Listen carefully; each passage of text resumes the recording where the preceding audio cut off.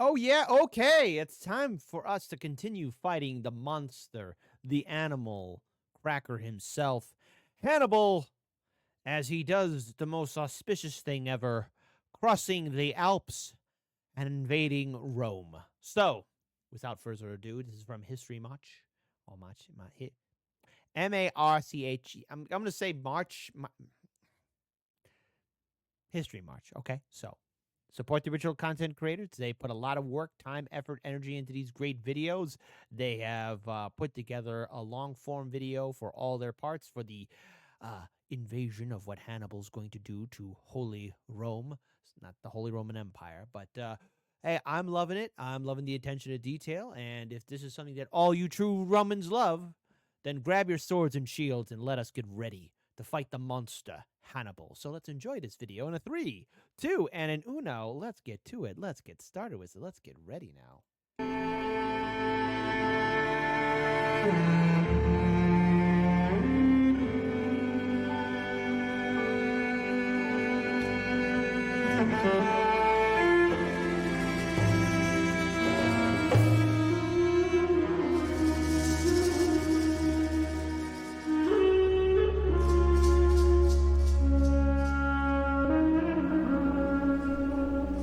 It is the year 218 BC.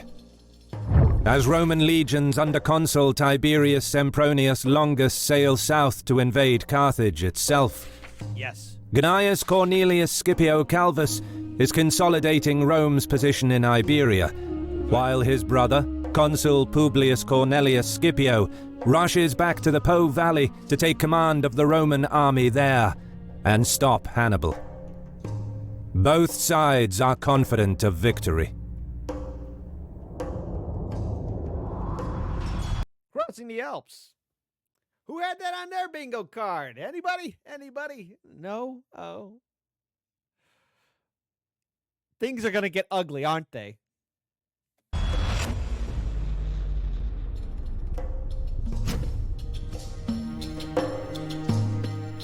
Although the Carthaginians are faced with serious setbacks in Iberia, in Gaul Hannibal speeds up his approach to the Alps when he befriends the Allobroges tribe by adjudicating in a dispute between two royal brothers over who should rule.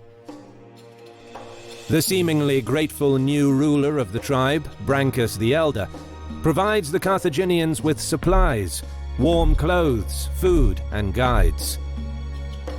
And so begins Hannibal's perilous journey through the Alps.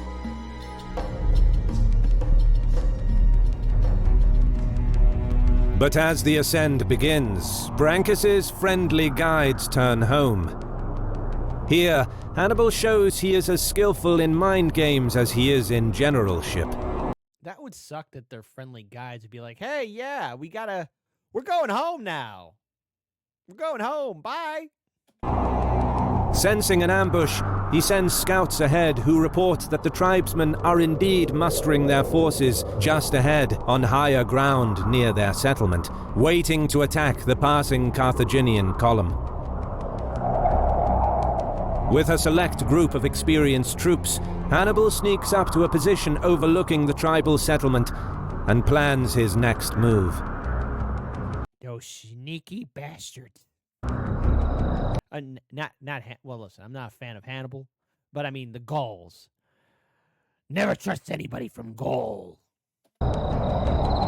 As night falls, he signals his army to proceed marching. Spotting the movement, tribal sentries raise the alarm and, just as Hannibal had hoped, an attack begins on the Carthaginian column. Expecting the impending attack, Carthaginian troops below stand fast on the precipice. A swarm of tribal warriors smashes into their solid defensive line, the initial push throwing many over the cliff's edge. But the Carthaginians hold their ground, and the tribesmen soon realize that they have fallen into a trap.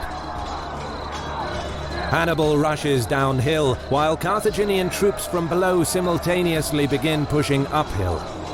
Many tribesmen are cut down in a matter of minutes, their morale broken by the lightning-fast Carthaginian counterattack.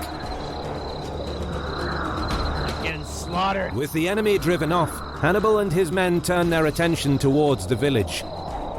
They storm the tribal settlement and seize all of their winter provisions. At dawn, the Carthaginian march resumes. Well, hey, man, you know, they wanted to be sneaky. They got what was coming to them.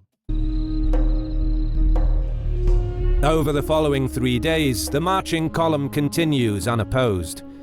But all that changes on the 4th day as the Carthaginians enter a narrow gorge where they are met by several tribal chiefs who offer friendship, hostages, and guides. Friendship. Yeah, right.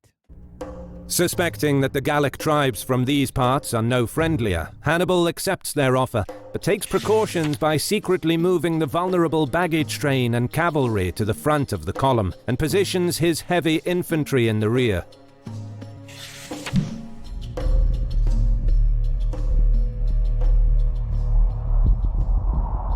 As the Carthaginian march continues through the extremely narrow pass, the 200-meter vertical cliffs ominously tower over them. And they are not alone. The Gallic warriors are watching from above. Having set up an ambush further up the gorge, the tribesmen bide their time, shadowing Hannibal's army for 2 days. But suddenly, at a very narrow point in the gorge, the Carthaginian column gets blocked from the front as the tribesmen unleash their attack. Rocks and projectiles rain down from the cliffs above onto the Carthaginians below, killing many in the process. Animals panic and trample over soldiers who hopelessly look for cover. The main Gallic force appears behind the Carthaginian column and charges their rear, expecting weakest resistance there as they hope to loot and destroy their supply train. Nope. But again, Hannibal proves he is one step ahead of his opponents, as the heavy Carthaginian infantry he previously placed in the rear pushes back the Gallic charge and inflicts heavy losses on the enemy, forcing them to retreat after a brief battle. Hannibal then urges his men to push forward out of the killing zone, as the barrage of rocks from above continues. It is not until 1 day later that the Carthaginians finally reach safety on the other side of the gorge. I mean, was there any way around? I don't think there was.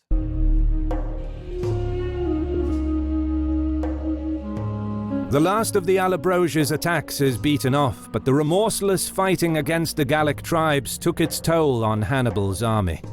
To make matters worse, the weather soon turns as winter comes early. Hannibal's troops find themselves battling heavy snowstorms. Traversing through rocky gorges and steep mountain slopes, many are swallowed by treacherous voids lurking just under the snowfall. Men, animals, and wagons slip and slither on the ice towards precipitous ravines and treacherous chasms. Finally, 9 days into the march, the Carthaginians set up camp just below the top of the pass as they wait for stragglers to catch up. 2 days later, Hannibal rallies his troops at the top and points to the panorama of Italy below. There he vows to his men, "You will have the capital of Italy, the citadel of Rome, in the hollow of your hands." I don't think so. Over my dead body. And with that, they begin descending towards the Po Valley. But the slopes on the way down are far steeper and largely covered in ice. The treacherous terrain claims the lives of many more troops and animals. Adding to the hardship, a collapsed stretch of road forces the Carthaginian column to stop for 3 days amidst freezing conditions while the road is repaired. But finally, after braving these horrific conditions, the Carthaginians reach the foot of the Alps. Having lost nearly half of his army, Hannibal takes stock of his troops who suffered terribly during the crossing.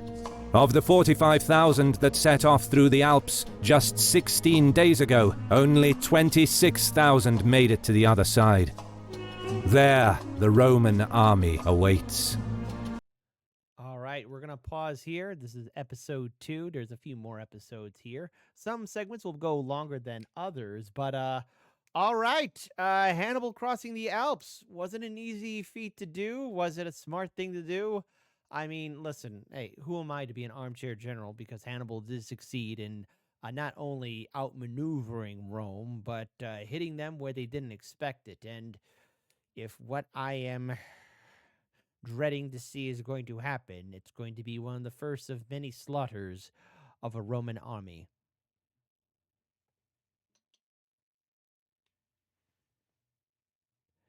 We'll be sure to do a viewer discretion for true Romans.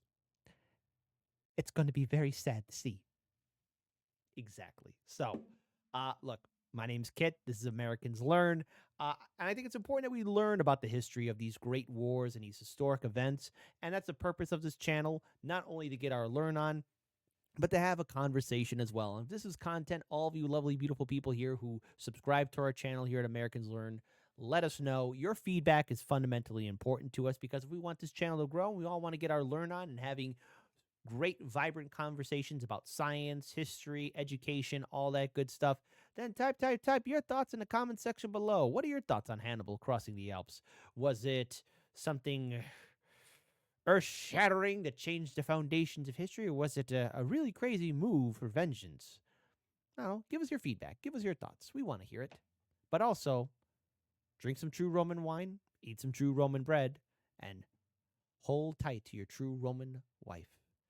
Hannibal's at the gates. Prepare the city defenses!